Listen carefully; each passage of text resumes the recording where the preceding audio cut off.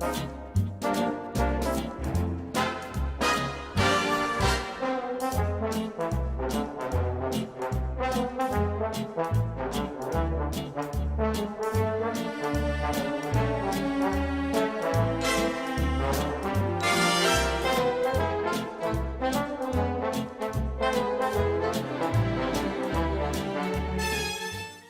afternoon, ladies and gentlemen, and welcome to another edition of The Democratic View. And I'm the hostess. My name is Phyllis Italiano, and I have two very dear friends with me today. I've never interviewed two people at one time, so this is a first for me. This is Lauren Bolger, who is the chairman of the Springs CSC, and this is my old friend, Sue Avedon. And we're going to talk a little bit about our Sandy storm and what happened. First, I'm going to tell you what happened to me, because everybody else just lost power. They lost power for maybe 5 days, maybe 6 days, maybe 7 days.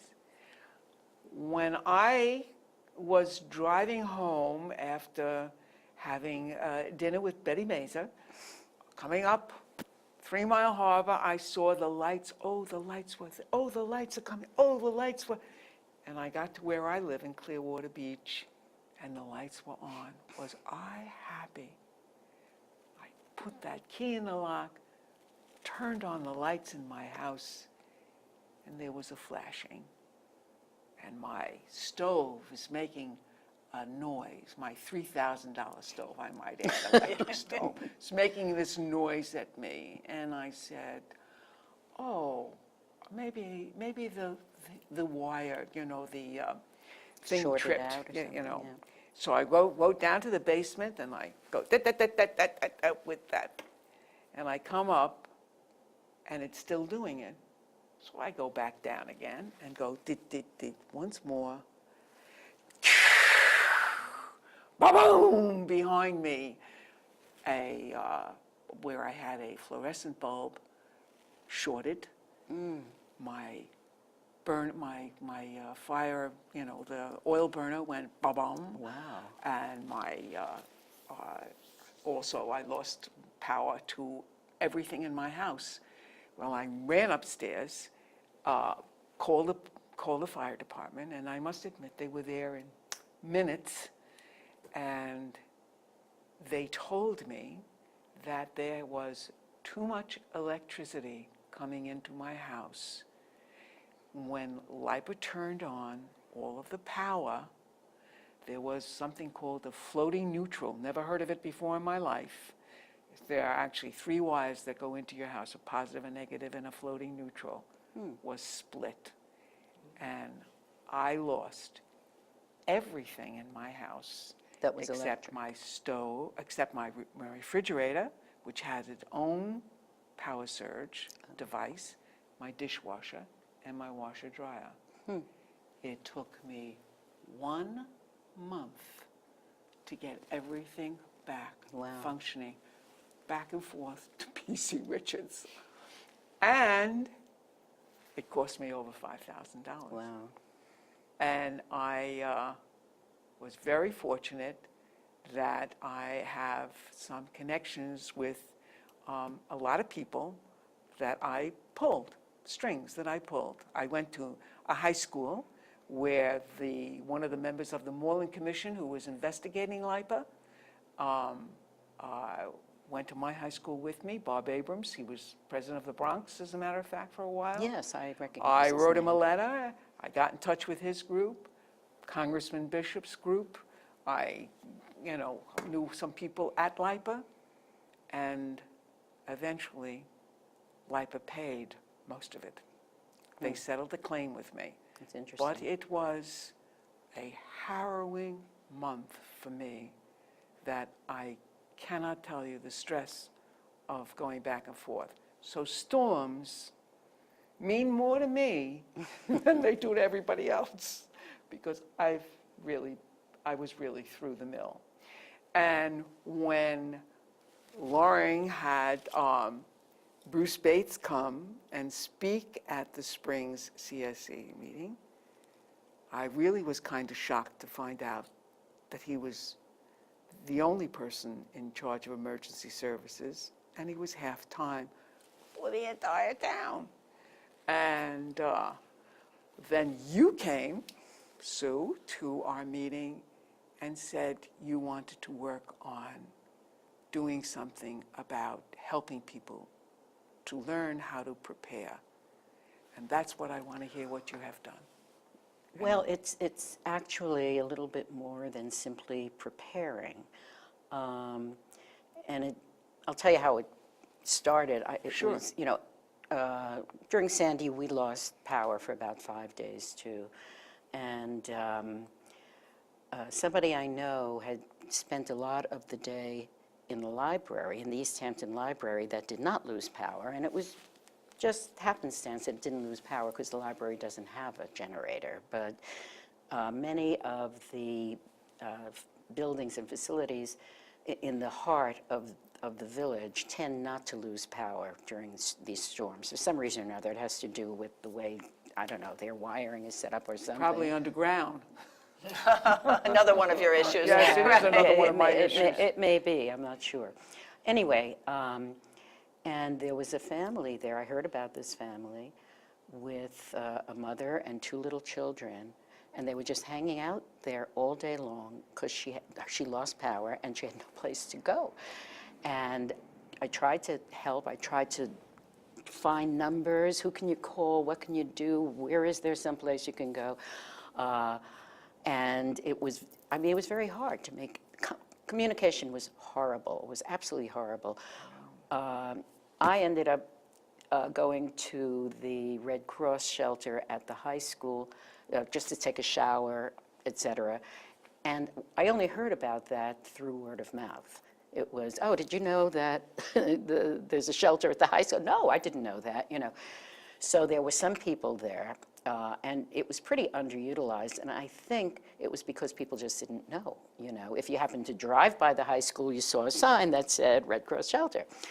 So it occurred to me what we really need is to identify places that people can go when they've lost power in a storm, because we're only going to have bigger and more fierce storms in the future with the problem of global warming. I mean, you and I both went to that workshop yesterday. Climate Reality Project exactly. workshop, yes, indeed.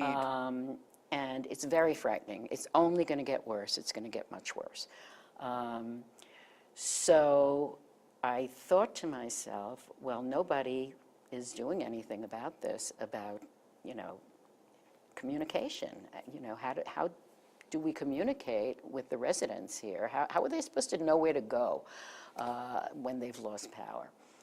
And I said, well, nobody's done it. Maybe I should do something, It was sort of built on a model of a woman I'd heard about. I winter in South Beach, which is a very nice place to winter, actually. I know it well. Yes, and there's a good part of South Beach is preserved, is as a historical district, yes. Because one woman started to see all of the big skyscrapers go up, and she said, no, we can't lose this beautiful place, this Art Deco, all these old buildings, all of the Art Deco gorgeous. Old buildings. It's absolutely gorgeous. It's absolutely gorgeous. And she took it upon herself and made a campaign out of it, and she was able to get that particular part of South Beach preserved, and it's still gorgeous. Nothing has changed. They can't build anything more than 2 stories or something like that. So that was, like, in my thinking, that was a model. I said, if she can, one person, just take it upon herself to do it, well, I guess I could do that, So what I did was I appeared at the CAC meetings in the various hamlets and told them about what I was thinking, that we need to have something on a piece of paper in writing before a storm because there are a lot of people who are they may not be that computer literate, so they may not go to websites to find out, what will be open and where they can go. And we formed a committee made up. So I asked each hamlet, are there a few people on this CAC who would like to participate in a committee to do a little research, find out what places in your hamlet have generators, what places don't tend to lose power, and would be willing to welcome the public should there be a power outage and people looking for some place to go where they could be safe. And so that's how it started. That's how the committee started. And it started when, Loring? It was not very long ago, was it? No, I think it was in June. It was in the spring. I think it was in June. Yeah, I it think could our be. first meeting was in June. Could be. And so everybody went out, gathered information, and we have come up with a pamphlet that is almost ready for distribution. We also went to the town board to ask that we be an official town committee, and they did, make us an official committee. And we've been working with the emergency coordinator of the town, Bruce Bates, who has come to many of our meetings and, worked with us. So we're just almost at the very last stages of getting this pamphlet out to the public. Well, one of the things when that storm hit, which really always amazes me, because 2 days before that storm, I was swimming in the water. Yeah, That's right. I mean, I really, That's right. I don't give it up all that easily. And we had something go on in Montauk, so I stopped off at Gurney's and joined for my year, because that's where I swim during the winter, is at Gurney's. So I had my membership in place, thank God, because That was being prepared, see. Right. I use that for showers and a hot meal. But when the storm actually happened, there was no, where I live in Clearwater Beach, I'm 15 minutes from town, there was no cell phone service. I had to get in my car and drive to town. Somebody in the street During said, the storm? No, it was After the the storm. next day. They said, go to town, you can get cell phone service there. Drove to town, pulled in park to call my kids and tell them I was alive. Yes, I'm alive, yes, yes. don't worry, Yes. And fortunately, I met up with my daughter's boyfriend who lives in Sag Harbor, and they never lost power. Oh, really? So I was able to go to his house. Guess who's coming for dinner? The shower, the breakfast, the all day long thing, because it was, it was 40 degrees in my house Wow. at night. I had my little thermometer saying, I don't like the cold. So I want to know from you, what are some things that you think people should be doing right now? Because we are in hurricane season, although don't tell anybody there hasn't really been one yet. Well, knock Yeah, Yeah. please. Yes. That scene in The Good Earth. Yeah. Well, Now is actually late to start preparing for storms. That's right. You should start preparing, I would say, in the middle of the summer, when before hurricane season, and you really have to take a look around your property, the outside as well as the inside. Look at your trees. What trees need pruning? Which of your neighbors' trees might need pruning, so that you can alert them? Which of your neighbors' trees might fall on your house? That's true. Things like that, and this is something that has to be done months in advance, so that you can make arrangements for these things. And these are things that people don't like to think of in the middle of summer, when we're all busy doing not more important things, but the things of summer. yes, the summer things. Yes, well, as a matter of fact, now that you mention it, I am this weekend going to start to clean up my grounds with all of the things that my children leave around, chairs and boogie boards and things like that. Yes. Put They're 'em going away. away. You know, that's They're things that going away can because Yeah, that's what. fly fly, away. fly Yes, and low. they, and, yeah. you know what? They flew from the storm last night, and when I came out to get in the car this morning, I said, "Oh my God, Yeah. Yeah. I got to get to this," because that's what happened to me last time. You know, comes Labor Day, so long, Mom, we're going to school. Yeah. We'll see you later. Everything's And I had to do everything like a crazy lady. Yeah. You're not You know, surprised, though, are you? You know. Gutters, too, I think are very important. People sometimes forget to clean out their gutters, and in a storm, these can overflow, and that can cause leaks in your house. There are all sorts of things that somebody should actually come to your house and do a little checklist. Somebody you use for yard maintenance if you don't do it yourself, and take care of those trees and things you, as an individual, may not be capable of taking care of on your own. You know, it's interesting because one of the first things I did when I did get on the cell phone was my house has big windows in the front. And there have always been trees that I was sure were going to fall on the house. Well, the truth of the matter is, one of them did break, but it only broke. Yeah. You know, it didn't really fall on the house. But I called immediately somebody who works Right. and had that stuff cleaned up and my grounds cleaned up And within the first day. immediately after a storm, it's hard to get the Absolutely. people, because we had a tree that split right down the middle, and one half of it went right into our pool. Oh, wow. Yes. And my husband went out with a little hand saw, because we didn't have electricity. We couldn't. Of course. He couldn't use an electric saw. Sure. And had to, saw off little pieces of, yeah. And the other side, we were very lucky. It didn't blow that way, because that would have gone into the house, when it Yeah, split. well, I have preserve around me, so I got a lot of big Yeah, trees, although I yeah. have been trimming them and cutting them down. What's the policy on that? If you live next to a preserve and the structure of your house, you have the usual setbacks, but if a large tree is on a preserve, are you allowed to get somebody to take care of? Would somebody come and take care of that tree? Well, if it it's- just so happens that where the line is between my house and the beginning of the preserve, those trees I have trimmed and cut down. But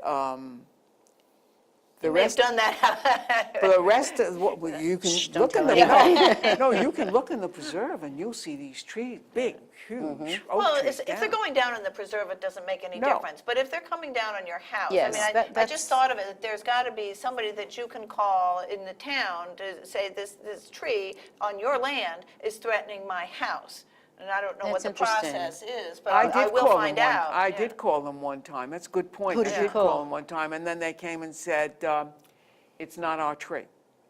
Whose tree is it?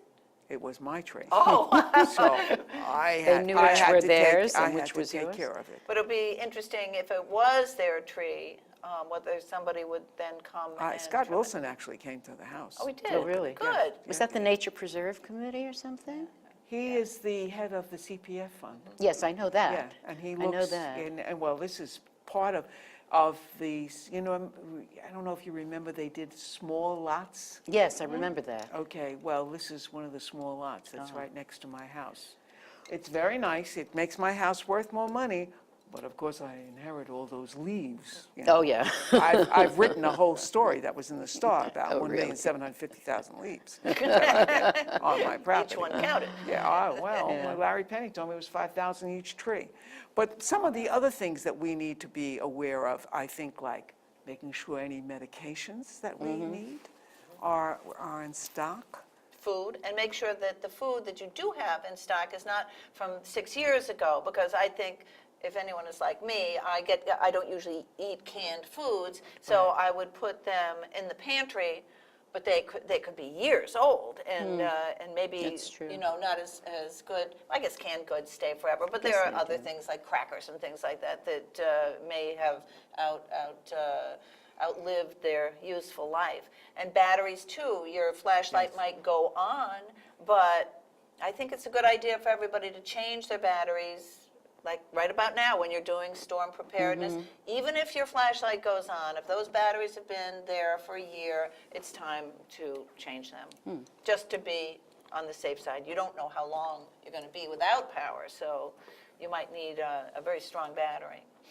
Well, certainly water to, I mean, before Sandy, we didn't run out of, we didn't have power, but we didn't run out of water because when I heard a storm was coming, I just kept collecting bottles and bottles Right. and bottles of Right. water. Yes. So we at least had water. And filling the bathtubs, we all fill our yeah, yeah. bathtubs. I mean, that's the first thing you do. That's right. Is fill those bathtubs. I've never had to use it, but I've always, it's the first thing I do is fill the bathtub. Fill the yes, well, we've been, and of course, you have to be aware of the people around you also. I was very fortunate that I have a young woman who lives across me, Carolyn Abrams-Dyer, who lives across the street from me with two nice, young, strapping boys, getting bigger and bigger, I might add. And she had a little generator, so she invited me for dinner that night of the storm. And it was really very pleasant. And then, of course, by the next morning, it was over. Yeah. You know, and Yes.